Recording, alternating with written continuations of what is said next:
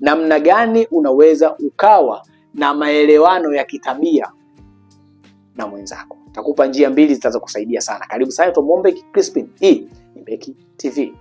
Sasa ili kulielewa vizuri hili somo, nitatoa njia mbili ambazo ndio zitakusaidia kuapply katika tabia yoyote ya mwenzako.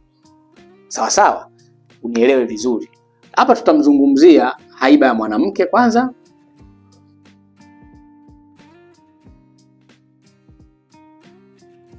Hii ni tabia ya kusikiliza, kuuliza na kutopenda kuulizwa, ambayo unaweza ukaiapply katika tabia nyingine. Hizi njia nitakweza kukupa. Mwanamke anapenda kuuliza maswali, mwanaume hapendi kuulizwa maswali. Kwa namna gani wanaweza wakaishi pamoja? Kwa sababu ukiuliza utamchukiza huyu, na huyu asipokujibu atakuchukiza wewe, mtakosa maelewano. Nini kinatakiwa kifanyike? Jambo la kwanza, ukiwa kama mwanamke unatakiwa uelewe haiba ama nature ya mwanaume wako katika jambo unalotaka kulielekea, ama katika tabia yako. Katika tabia yako, mapokeo ya mwenzako kiasili yakoje?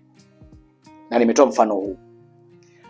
Mimi kama mwanamke napenda sana kuuliza maswali, lakini mume wangu hapendi kuulizwa maswali. Naweza nikatumia njia gani? Okay, nitauliza maswali kiasi. Muona njia ya kwanza hiyo? Nitauliza maswali kiasi, kwa sababu najua nikienda mbali nitamkwaza. Hili jambo natakiwa ulielewe wewe kabla hujataka kushusha lawama kwa mwenzako. Kwa hiyo ujipange kabisa, mwenzangu ninachotaka kukifanya hakipendi, kwa hiyo sitokifanya too much. Huyo ni mawazo ya mwanamke.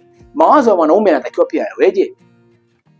Mwanaume, jua unapoulizwa swali na mkeo, jua mke wangu haiba yake anapenda sana kuuliza maswali, na mimi sipendi by nature kuulizwa maswali. Na sio kwamba sipendi kwa sababu sielewi ama maswali hayana msingi ama sitaki kumsikiliza, hapana. By kiasili tu sipendi kuulizwa maswali.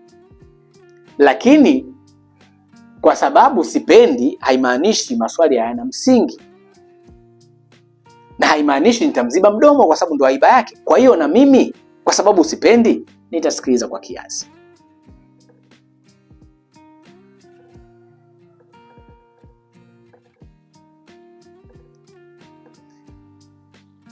Sijui umenielewa?